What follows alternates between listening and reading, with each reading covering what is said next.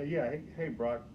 Just trying to get a feel for what a guy like uh, Johnny Jordan adds for you guys on the interior. I know it creates an opportunity. At least it sounds like, from what Coach Cornelson was saying the other day, creates an opportunity for you to potentially be a little more versatile and move around with some. I know you've played some at guard in the past.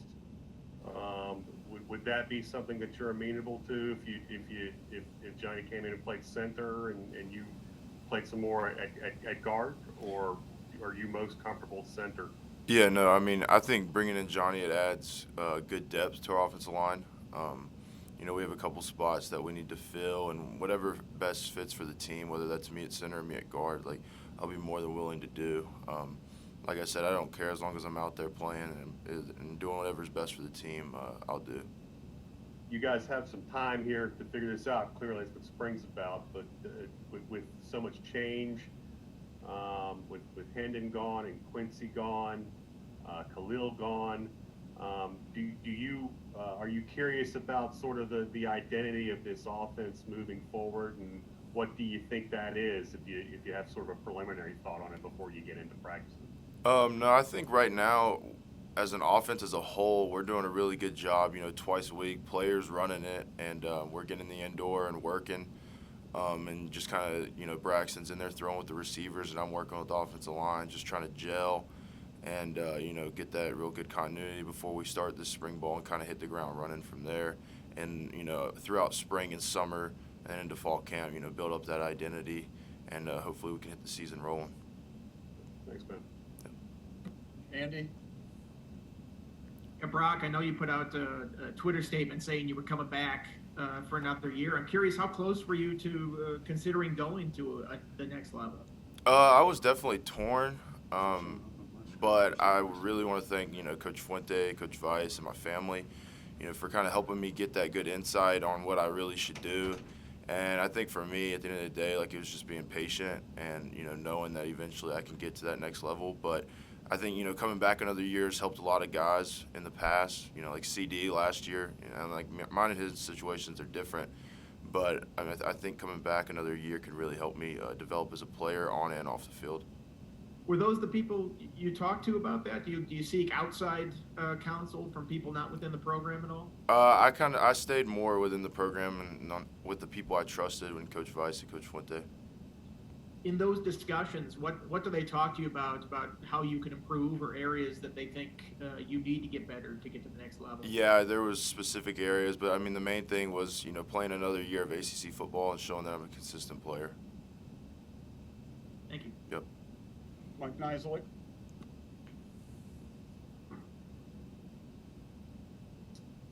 You mentioned Christian. How tough is it going to be to replace a guy like him? I mean, he was a 3-year starter here at left tackle. I mean, is that a discussion among you guys? I mean, you probably won't be in the mix at tackle, but how hard do you think it'll be to replace a guy of his caliber? Yeah, no, it'll definitely be a big hole to fill and some big shoes to step in. But I think right now, Luke's working both right and left side, so he could potentially move over there. And I think he would do just fine either way. But it's definitely a big hole to fill, and that's what I'm trying to do right now is just push every guy and push myself as well to be the best players that we can be to fill any spots needed. And one of the guys that could be in the mix is Parker Clements. What can you tell us about him? Parker's a young guy, but he's coming along. He works hard, and honestly, right now he's just trying to like take it all in, be a sponge, and learn throughout the drills and stuff that me and Luke are kind of teaching him right now.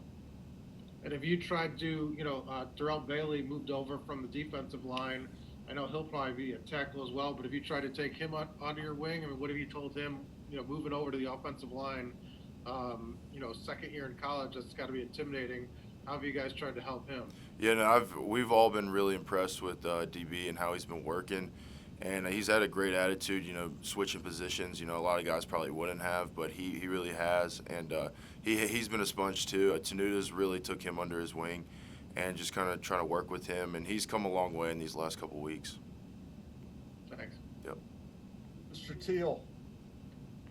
Brock, after the UVA victory, was it good to get away and decompress just given the rigors of a pandemic season? And if so, what did you do to exhale? 100%. It was definitely good to kind of get away, kind of just mentally kind of get away from everything and, relax. For me, I stayed at the home, just kind of hung out there. I went out to Colorado to see my girlfriend for a little bit, but other than that, I was just kind of chilling and working out, trying to get back right for hit the ground running in the winter workouts. As you look back on it, the season as a whole, was it worth it? 100%. 100%. Everything you went through, it was all worth it. 100%. Yeah, I mean, after sitting out that year in 2019, it was definitely worth it to play. 100%.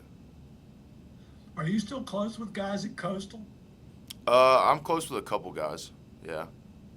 Man, I mean, did you stay in touch with them during their crazy season? Yeah, I did. I mean, they were having a lot of fun, obviously, playing and winning all those games. But, yeah, I kept up with a couple of them. But, I mean, in the season, I'm really kind of to myself and to my teammates, just kind of focusing on us. But I did reach out to them a couple times after a couple of their big wins. Mike Nisley, did you have a follow-up? Yeah, sure. I'm curious, with Braxton kind of likely being the guy right now, have you guys talked much? I mean, what do you get a sense from him where he's at? And, Coach Cornelson talked about his kind of leadership role. Have you sensed a difference in him kind of having him penciled in as the number one guy right now? Yeah, 100%. He's definitely stepped up big time as a leader since, he's kind of the guy we're going with right now. And, and he's really, been hard on the receivers and running backs and tight ends, all about coming and throwing so that him and them can get in sync and, kind of be fluid in spring ball. And, Coach Fuente, when, he was talking about kind of the season in review, he said you guys weren't consistent enough. Have you kind of evaluated why the offense wasn't? I mean, do you get a sense why you guys couldn't kind of every week be the same kind of team? I know COVID obviously played a role in things and players not being available, but what do you feel were some of the issues or, feel that you guys could do better? I think for us, we were a lot of, up front at least, we were like one block away, it seemed like, on a lot of plays and a lot of games from, making those big scoring opportunities. And for us right now, it's just like seeing those plays on film and then going out on the field and working on different situations that we were in where we missed that opportunity. And hopefully, try to fix that, and that'll carry over into the spring and then into the summer and the season. And one of the guys you guys will miss is Khalil Herbert. What's that competition at running back going to be like? And how, you guys are part of that, really. I mean, how do you kind of feel, it's your responsibility to help kind of figure out who that running back's going to be? Yeah, no, I mean, losing Khalil definitely has another big hole to fill, but I think, Jalen Holston, Raheem Blackshear are going to step in and do just as well. And I think it starts with us, like you said, being able to create those holes and for them to see them. And I think it's just going to be a big team effort for us. Thanks. Yep. Andy, did you have another one? Yeah, Brock, I'm curious. Have you ever met John Tenuta? I had not, actually. Oh, okay. Yeah. Curious. No. Also, do off-season workouts, is there a sense of normalcy to them now, or is it still sort of protocols going on and just kind of what you guys have been doing for the last 4 months? It's a little half and half. I mean, it kind of feels normal because we're back in a weight room now. But, no, I mean, we're still wearing masks, still following protocols and all that kind of stuff. So, but it is nice to be in a weight room and not lifted in the indoor. Is that, I mean, are you used to that at this point? Does it just kind of feel like second nature, or does it still feel... Yeah, it does, because it's... masks on? Yeah, sorry, my bad. I didn't mean to cut you off. But, yeah, it does kind of feel normal because it's been almost a year now of wearing them. So I would say, yeah, it does feel normal. Thanks. Yep. Norm, did you have something?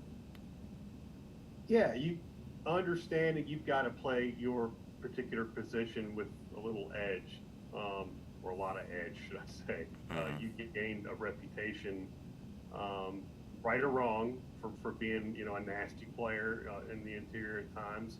And sometimes a guy who maybe took that too far with a few unsportsmanlike penalties and stuff like that. Is there a balance to be struck that you discovered last season, or or do you just kind of think that maybe getting a penalty like that here or there is just part of the job, maybe? Yeah, no, I think there's definitely a balance between it. I mean, I'm not gonna sit here and like think about those penalties before, Yeah. like during the game, because then that's just gonna make me play soft. But there is a line, and I think I found that balance honestly in the last game, because I didn't have any unsportsmanlike penalties that game, but I still did play nasty and play aggressive. And I think it's just teetering on that line of right there at it, and I think that last game I kind of found the balance to where I'm not gonna do anything that's gonna hurt the team. So. Yeah. And dude, your girlfriend lives in Colorado. That's tough, man. Yeah, That's a no, fucking she thing. she goes to Coastal actually, so that's where I met her at. She's a softball player down there. Is that right? Yes, sir. She's pretty excited about getting started with that again. I mean, obviously, did they can play it all last year? Or? Yeah, no, they played like 22 games and then Okay, their season okay. got canceled. Yeah, Yeah. yeah, no, so she's pretty excited. Cool, man. Thank you. Yep. Mr. Teal, did you have another? Brock, you said you hadn't met John Tenuta, but has Luke ever told you about his old man? Yeah, no, he said he's a pretty intense guy and he coaches hard, so that's awesome though. That's what we need, so he'll fit right in. And regarding the way the season ended, can that be a springboard into the off season and the spring, and just give you guys a little, a little juice, considering how well you guys played in the finale? Yeah, I think if anything, that UVA game showed us that if we take the individuals out of it and play as a team, that we can do anything and we can beat anyone, and that's really something that Coach Fuente has been big on this offseason. Whether it's lifting or we're in the conditioning, and it honestly is the truth. If we just focus on being a team and playing together, we can beat anyone and we can compete with the best. Were there times that you all lost that focus and it became more individual?